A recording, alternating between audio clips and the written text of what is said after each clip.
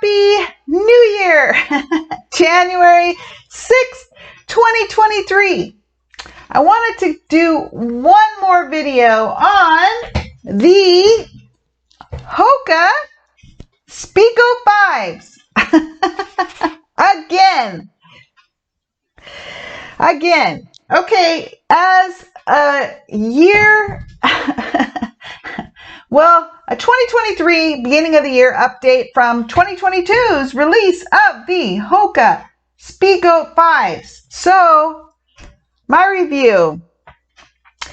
The last video, I think I said I was going to take them out again for the winter. Well, for road running. And I did a couple times.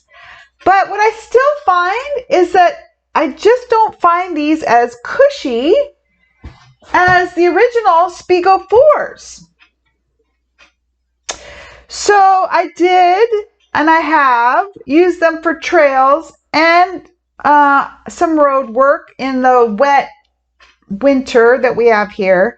But I also pulled back out. This is a good reason to keep your old shoes. I pulled back out my old Speedgoat 4s that I thought were worn out, which maybe just needed a little rest because they weren't as worn out as I thought they were. I think they might have needed a rest so that the foam could spring back a little from being compressed is where I find the problem.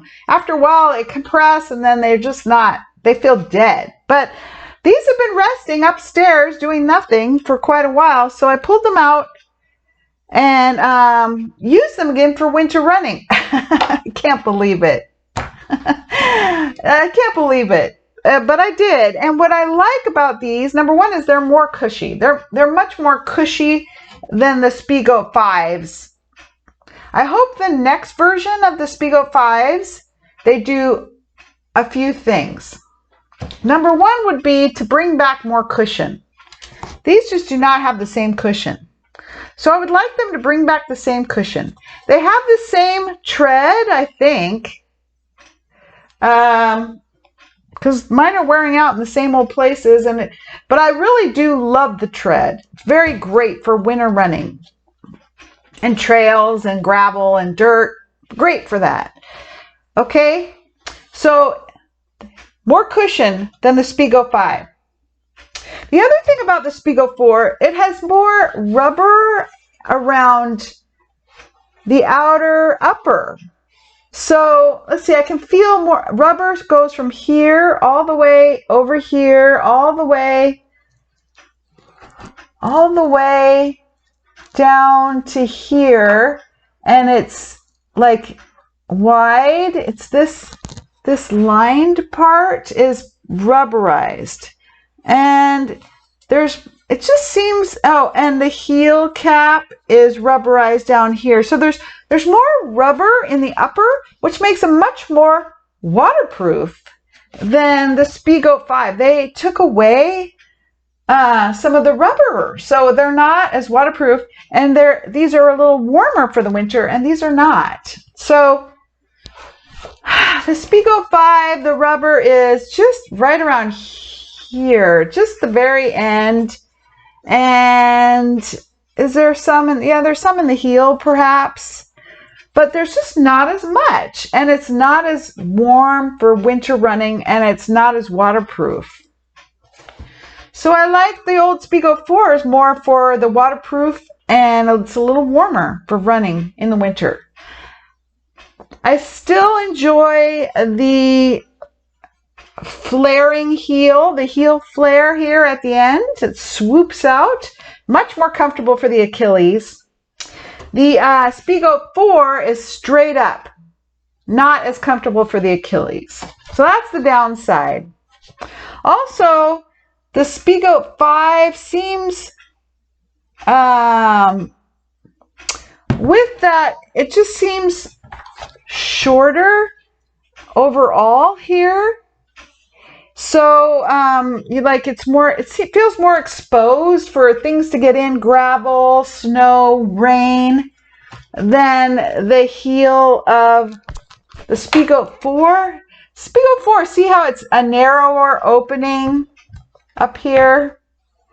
Less can get in. It feels higher. It feels a little more like a little less can get in there.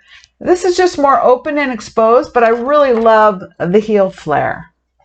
But it lets more, things in there. So those are the downsides of the Speedgoat 5.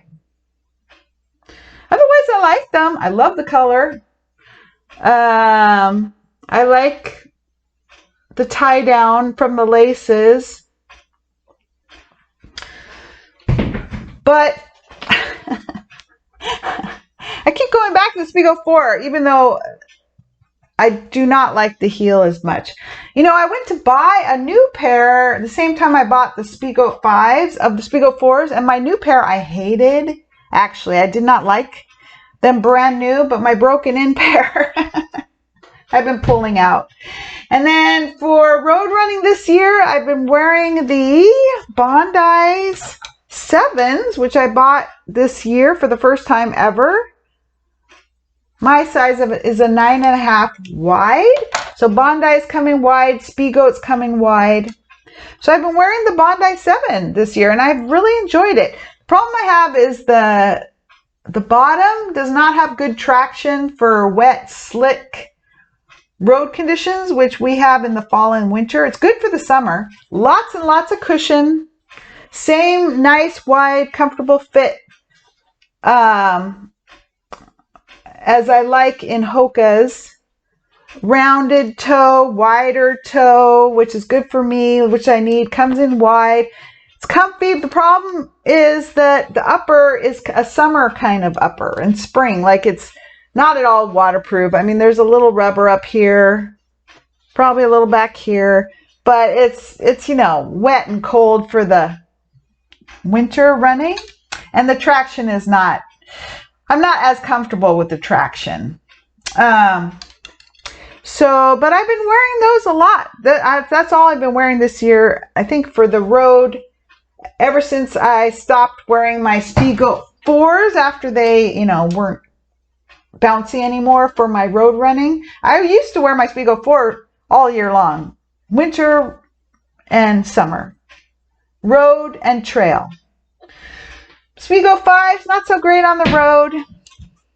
So I switched to the Bondi 7s, and I have a brand new pair of Bondi 8s ready for me when these die off. So that's my Hoka story for this past 2022 and beginning of 2023. I wonder if they're going to update the Speedgoat 5s. Hopefully they'll make them more waterproof again, raise that heel so not as much can get in here. Or I need to buy gaiters. Let me know for any recommendations for gaiters. I've never had gaiters. Those would be great. But these are very low on the ankle. So they need more cush, they need more waterproof, and they need to raise this a little more so not so much gets in. That's what I've been wearing this year. Otherwise, I've used my Garmin Vivoactive heart rate small all year as usual. Let's see, Vivoactive heart HR S. I get the small size because it's not so big on the wrist. I pick my face and I love this. The problem with the Garmin watches, the good thing is they have a heart rate monitor in the back, so you don't have to wear a strap. It works really, really well. Works fine. The GPS is great. I have the GPS in there, and you can use it for all kinds of activities.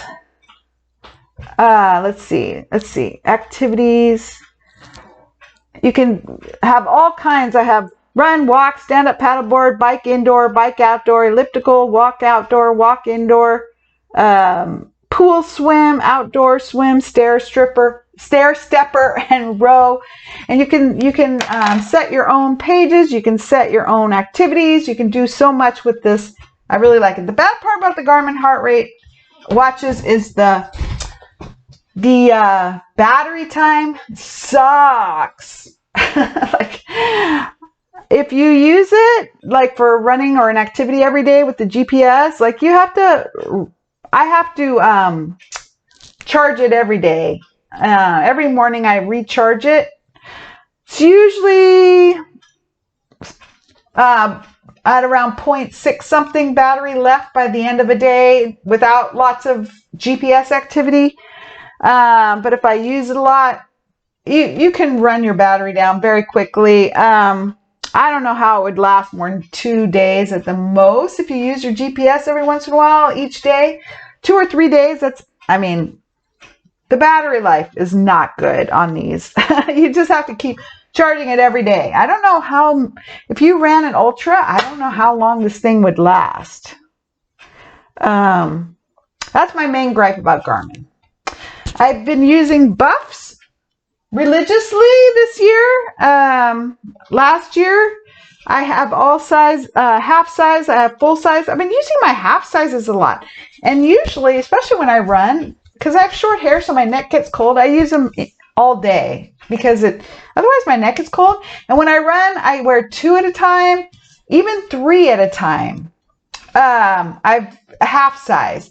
And I can move them up in the middle of my run, cover my ears. Sometimes I take off my hat because I'm sweating too much, and I can cover my head if it's a little cold, and keep one around my neck, one around my head or ears. And you can take it off in the middle of a run, put it in the pocket. You can use it on your sleeve. You can do so much of them. So I love the buffs. What other running gear? My Solomon women's vest I've been wearing all year, hydration vest, and other items that I usually mention. But so those are some of the main happy running gear for the year. Okay, hope you're all well. Bye.